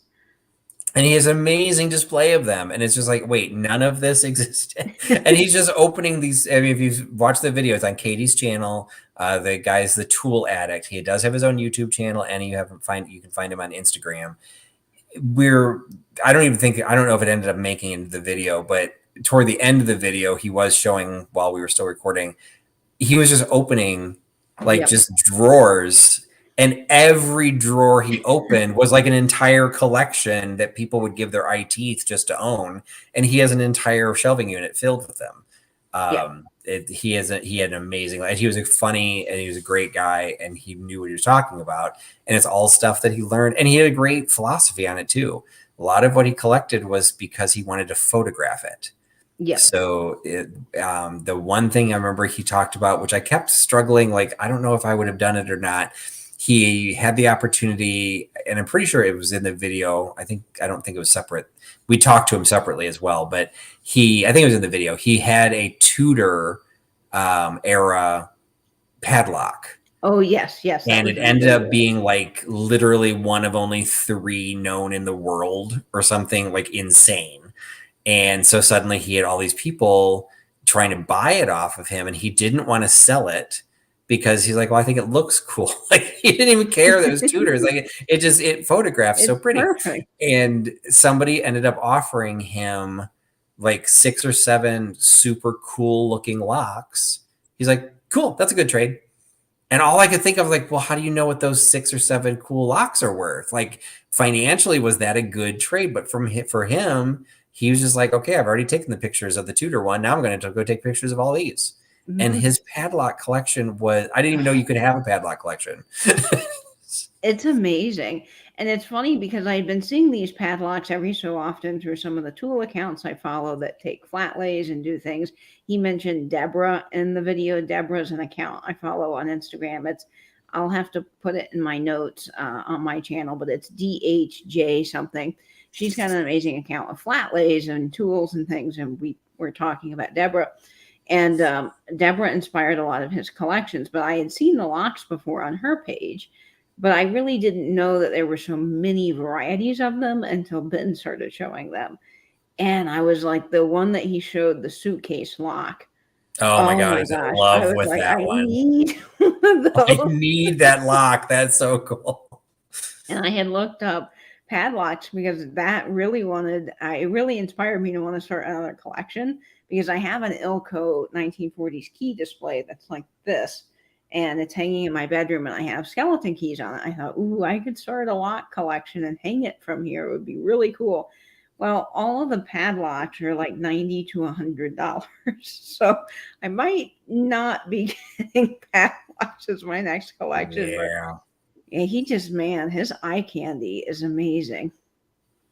And it's so cool that you found him and that he was willing to do it. So, and for those that didn't watch the video, he didn't want to show his face. It was totally fine. He is designed for, for photographing, for doing the flat lays. So he had all the different types of colors of bays to put down. So like every time we changed collections, he rolled out a new background for the, Oh, and that I'm was like, great. this guy is like totally on top of it. Who cares what he looks like? So it was that was a good one. So hopefully we'll be doing more of those. So Dolores will do the same thing next week, and then we already talked about it. The week after that will be on my channel. That'll be St. Patrick's Day, and Cindy was in the chat for a while, so that'll be with Cindy She from was. Mimi's Treasure Cottage. And then I think we've got a couple more scheduled. We've got a High Z Glass one coming up. I'm I looking think at the forward end to of that. March. So, we'll be filling them in, and it may not be a weekly thing at some Mhm. point. I'm auditioning for another show in 2 weeks. So it's just one of those things we just have to figure out, how does life keep going on? And we do some of the stuff for our YouTube channels. Yep. And So it's harder to find people that want to be on camera. that's true. That's a very tough challenge. Or Not people that every we want to have on camera. Yes. It's got to be a collection we care about. It's Yep. one of those that, or at least can fake caring about. I actually don't know if I've ever had. Yeah, there were a couple of collections that I'm kind of like, okay, I'm just going to go along with the ride here. Even ones that I hosted, that I'm like, okay, please talk because I have nothing to ask. It's like I don't know anything about Sometimes it. you see a collection of something and it's interesting, but you necessarily don't collect it and you Right. don't sell it, so you don't know anything about it. So sometimes you have people on and you're like, okay, you know more than I do, so I'm just Yep. going to let you talk and explain. And I knew a little bit more about tools and advertising because that's something that I like, but there was a lot of stuff Ben had that I was just sitting there enjoying learning about it because I knew nothing. One of the things I found fascinating is that in England, they have different names for wrenches. They call them spanners. We don't have that here. What I would consider a pipe wrench, he had a different term for, which I just thought was so cool. So I was totally learning from Ben, and hopefully that's what we can continue to do with the duodives. And sometimes we get surprised. Like I will say, this was, Katie and I basically bounce back and forth, try to come up with ideas, help each other find channels. This was one that she had found. She's like, I reached out to this guy. He's got a great collection. I think, okay, industrial tools, cool. It's like, this will be Katie's. And then I started following his channel and then did the show. And I'm like, okay, I never thought I could get super happy looking at anvils. And yet his flat lay of the little baby anvils were just amazing. And then those padlocks, like, again, I really had no interest in building a padlock collection, but I was totally jonesing for that luggage tag Yep. lock. Like, okay, I will start a luggage collection just to put this on it. Like, I don't want a padlock collection, but I want that one. It was amazing. And I'm trying to remember what was the cover. So for the people that didn't see it, I want to say it was leather, but it had a cutout on it that the way it was a train parcel lock. And so you had these slips of paper that you could only slip out once it was once it was unlocked. And you would slide them out and you would write what your train station was. So it's basically like an airport, luggage tag type thing. Where did it need to come out of luggage handling? But you slip them in there and there was this opening. Well, the opening then got covered by, I want to say, was it a piece of quartz or bone? I think it was carved bone. Yeah. And so it was just this translucent flat sheet that had been carved enough so it looked like a glass cover, but it was from the 19th century. So it wasn't glass. And it's like that this whole thing survived with the little slips. Now, which train lines he had taken or this owner had taken. I'm like, this was just like just a treasure trove of history there. It really was. So Val liked the Swedish ones, and the padlocks. The Baco ones are really cool. I mean, just that display, the way that it fans is so sexy. It's just amazing. Well, and the way, again, I apologize for people that didn't get to see it. I highly encourage you to go look for it. It was on Katie's channel. And it was under an hour. But so when he did this display, and he kind of talked about it I'm pretty sure it was during the video. I apologize because I didn't get to rewatch the whole thing. But he said what he's trying to create is not just a Baco display. He's trying to create a Baco hardware store so that not only do you have like the meter-long spanner or whatever it is, you've got like 5 of them on the shelf because when you bought one, there'd still be 4 there. What? That's amazing. It totally amazed me because I am one that has always dreamed of turning my apartment into like a mini hardware store. And I'm slowly getting there with some of my hardware displays. Like I buy them whenever I can find them at a good price because they're pretty expensive. And his idea of filling them just was amazing because I had bought the displays, but I never thought about like, oh, let me find the wrenches to go on these displays. And when he showed that, I was like, I totally need to do that. And his stuff is just, it's amazing. He really ends up being kind of like the pinnacle of here's how to display things, or at least like some like squad goals, life goals. Like, okay, even though I don't want to create my own hardware store, the ideas of some of how he was displaying them kind of like I could totally see that. And you just have a huckster store. Absolutely. And the fact that he built this all up in 2 years is just like, I'm proud of my swung glass collection, which has also been built up over 2 years, but that's just pales in comparison to what he's doing. Well, it's also clever, like he said in the video, if you rewatch it, that, some of the screwdrivers he has a full set. And it's not that he bought them individually, but he bought them off of one collector who spent his life collecting them. And that's really cool because now you have this amazing collection, but you're also honoring this collector that spent his life looking for these rare tools, and you now have the whole set. So, I mean, that's kind of a clever way to buy things. And it's like Patrick and I were doing with the tobacco tags, is we were buying like big lots to kind of build up a pretty substantial collection really quickly. Yeah. Yeah, so everyone does it differently, and sometimes it's quality over quantity, sometimes it's quantity over quality. He definitely had both. Like, it was just, again, it was amazing. So, all right, I've had a very long day, and I had not planned on being on for this long. So we're going to go ahead and wrap things up. So we kind of gave a little bit of what's coming up. So this Sunday will be on Katie's channel, will be the next triptych, Tales from the Triptych on Jello. So that is at 8 p.m. Eastern on Katie's channel. And then also just the way the calendar worked out, Also on Wednesday, will also be on Katie's channel. That will be the next duo dive. So that will be at 9:30 p.m. Eastern, and that will be with Dolores from Miss DM Jewelry. And then next Thursday, don't forget, we will be promoting some of this with more details, but the Shop Hop drop sale will start at 6 p.m. Eastern on the Carolina Princess Sweet Treats and Pretties channel. Each seller will have a half-hour slot, and at the end of their half-hour pre-recorded video, they will announce who is next in line.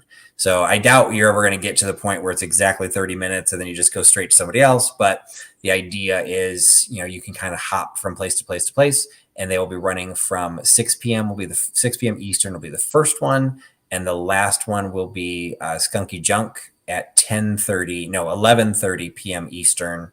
So it'll wrap up at midnight. So from 6 p.m. till midnight next Thursday, you can hop between different drop sales.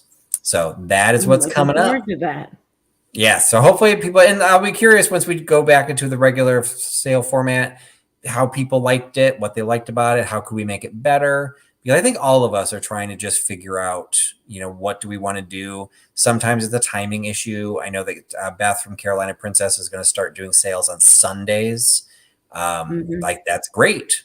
But that's, to me, it's kind of like, I'm not sure I want to do a weekend. Like, I'm not sure I want to give up part of my weekend, at least not during the day. But you never know. So it's kind of figuring out what's the magic sauce.